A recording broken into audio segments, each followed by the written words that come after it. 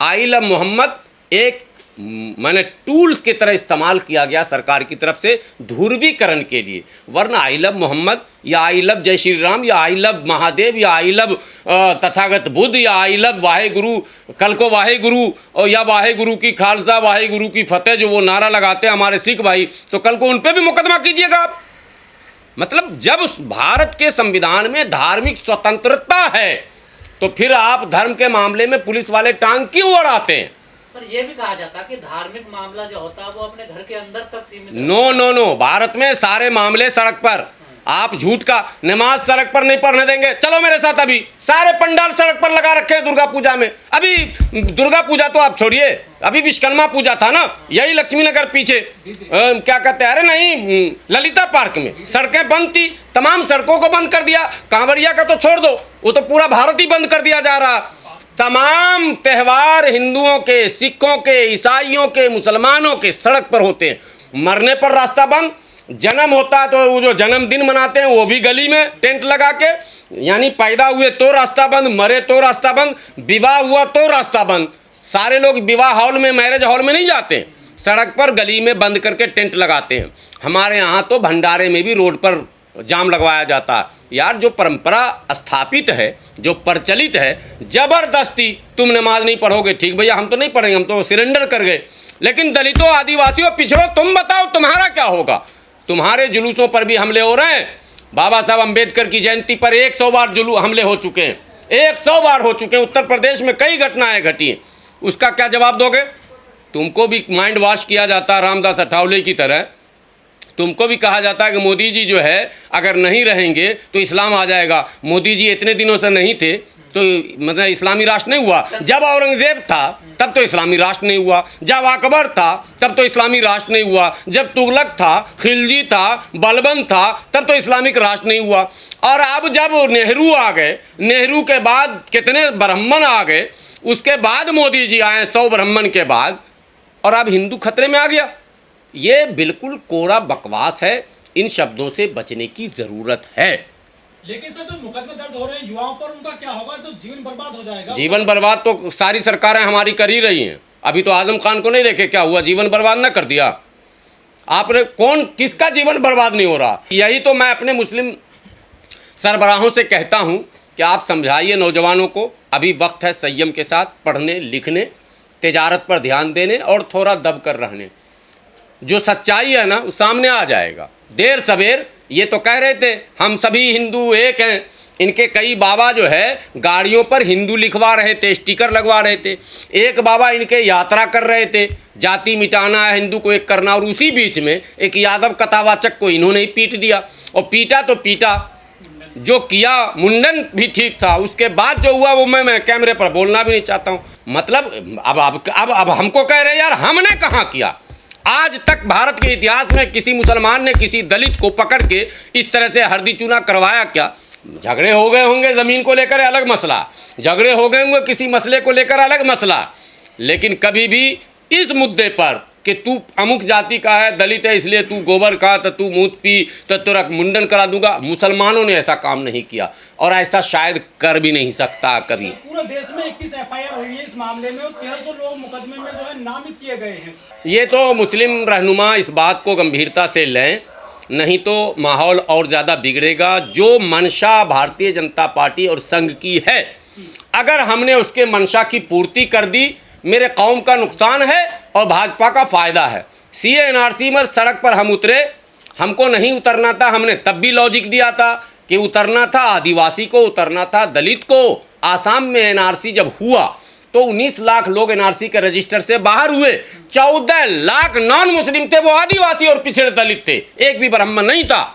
यहाँ तक के उत्तर प्रदेश से गया हुआ एक मौर्या भी CA NRC में NRC के रजिस्टर से बाहर हो गया था। तो मैंने कहा कि आबादी के अनुपात में असम एक ऐसा राज्य है जहाँ हम लगभग 38-40% हैं, तब वहाँ हम 4 लाख मात्र निकले और 14-14.5 लाख नॉन मुस्लिम निकल गए। तो जहाँ मेरी आबादी ही नहीं है वहाँ हम क्या खाक निकलेंगे बाहर?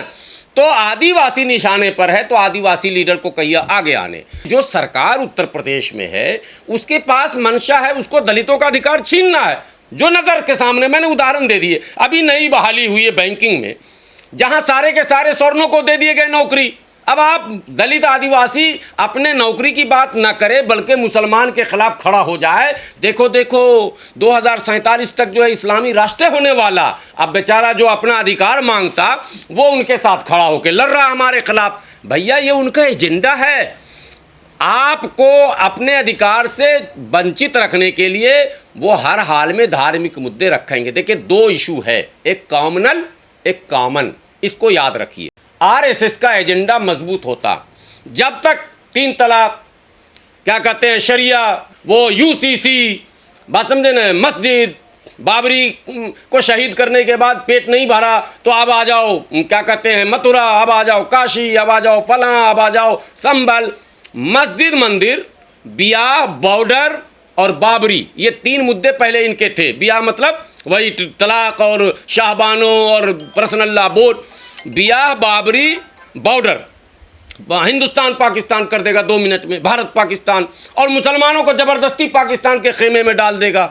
मुसलमान अपनी शहादत दे रहा, अभी ऑपरेशन सिंदूर में 3 मुस्लिम शहीद हुए, ठीक है। छपरा में परसों प्रोग्राम करके आया हूँ, छपरा में जो है इम्तियाज़ सलमानी शहीद हुए ऑपरेशन सिंदूर में। तो हम तो शहादत दे रहे हैं और हमें जबरन उसके खेमे में डाला जाता है। भारत पाकिस्तान युद्ध हुआ, टेंशन यहाँ, आतंकवादी हमला हुआ, ये एक गैंग आया, भगवा गमछा रखा और मुसलमानों के होटलों पर हमला शुरू करे। क्या मतलब था ये, क्यों ऐसा हुआ? आप आतंकवाद के खिलाफ लड़ेंगे या हमारे खिलाफ लड़ेंगे? मसला यहाँ फंस रहा। तो मैं भारत के पिछड़ों, दलितों, आदिवासियों से ये विनती करता हूँ, आप इस एजेंडे को समझो। अगर कॉमनल पॉलिटिक्स होगा आपका भी नुकसान होगा, आपका ही नुकसान होगा। कॉमन इशू रोजी रोटी, पढ़ाई लिखाई, दवाई, कमाई, सड़क, बिजली, पानी, आवास, नौकरी और आबादी के अनुपात में हिस्सेदारी, इस मुद्दे पर जब संघर्ष करेंगे तो अब हम इनको काउंटर करेंगे। हम अगर मुसलमान का आबादी बढ़ रहा तो इसका 4 गो बियाह हो रहा, तो इसका 40 गो बच्चा हो रहा, तो ये फलां हो रहा है, तो रोहिंग्या आ गया, तो बांग्लादेश, इस मुद्दे पर अगर आप उलझेंगे, ये उलझाए जा रहे हैं। पूरे बिहार में SIR हो गया, रिपोर्टें आ गई कि नहीं आ गई? रिपोर्टें आ गई ना। कितने मिले आतंकवादी, कितने बांग्लादेशी मिले, कितने रोहिंग्याई मिले? आप पत्रकार हैं, बताओ। मैं चैलेंज करता हूं चुनाव आयोग को, बताए कितने रोहिंग्याई मिले? भाई लाओ ना सामने, हम भी तो देखना चाहते हैं कितने रोहिंग्या और बांग्लादेशी मिले। आप सिर्फ भोले भाले हिंदू भाइयों को मन बरगला रहे हैं कि रोहिंग्या आ गया तो बांग्लादेशी आ गया। बिल्कुल गलत। आपने उस रोहिंग्या और बांग्लादेशी के आड़ में दलितों, पिछड़ों और आदिवासियों के वोट को काट दिया। आपने एक एक मकान में 600 वोट बढ़वा दिया। आपने स्वर्णों के वोट को जबरन बढ़ाया। ये भाजपा समर्थित वोटों को जबरन बढ़ाया। तो ये खेल समझना होगा आपको। आप अगर नहीं समझते हैं तो भाई हम समझा भी नहीं सकते हैं, लेकिन सच्चाई यही है। दलित निशाने पर है, दलित क्या कहते हैं, और उसके लिए मैंने तर्क दिया था। NRC में इन्होंने क्या रखा पता आपको? Revenue record.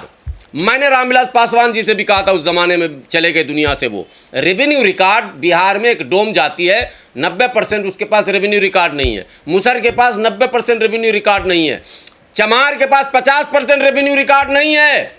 वो पट्टे पर बसे हुए हैं। बिहार की बात मैं कर रहा हूँ। तो ऐसे में जिनके पास रेवेन्यू रिकॉर्ड नहीं है NRC में, तो वही बाहर हो जाएंगे।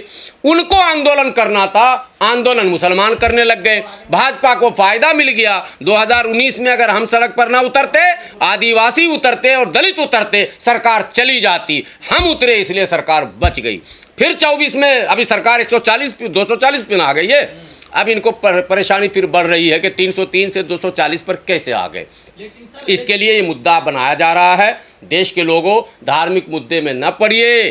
सब आप नमाज पढ़िए, रोज़ा रखिए, पूजा कीजिए, वाहे गुरु की जाप कीजिए, आप जो करना है कीजिए यार। धार्मिक स्वतंत्रता अपना, आपकी आस्था आप कीजिए, लेकिन धर्म के नाम पर लड़िए नहीं। धर्म लड़ना नहीं सिखाता, धर्म जोड़ना सिखाता है, प्यार प्रेम का संदेश देता है, मसावात का पैगाम देता है, अमन का पैगाम देता है। आप धर्म के नाम पर लड़ रहे हैं साहब, और लड़ा रहा कोई भी लड़ रहे हैं। लड़ना हो अधिकार के लिए लड़िए, हक के लिए लड़िए, हिस्सेदारी के लिए लड़िए, ये मेरा कहना। लेकिन एक बाबा है, वो कह रहे हैं कि जो पश्चिमी उत्तर प्रदेश है ये मिनी पाकिस्तान बन गया है सर। मतलब बता तो रहे हैं कि धर्म गुरु जिनको प्यार प्रेम का संदेश देना चाहिए, वो भी और नफ़रत की बात ही कर रहे हैं। वो भी लोगों को जोड़ने और डराने की बात कर रहे हैं। ये बात बोलने का मतलब इनडायरेक्टली ये हुआ, हिंदू भाइयों सतर्क हो जाओ। अब हिंदू भाइयों में सबसे बड़ी आबादी किसकी है? पिछड़े और दलितों की है। वो उन्हीं को कहते तुम सतर्क हो जाओ, मियाँ से दूर हो जाओ, ये तो मिनी पाकिस्तान बन रहा, और मारो और काटो और दंगा करो, कम करो, अरेस्ट करो, कुछ भी करो, मगर इनको काबू में करो। ये इनका पैगाम है।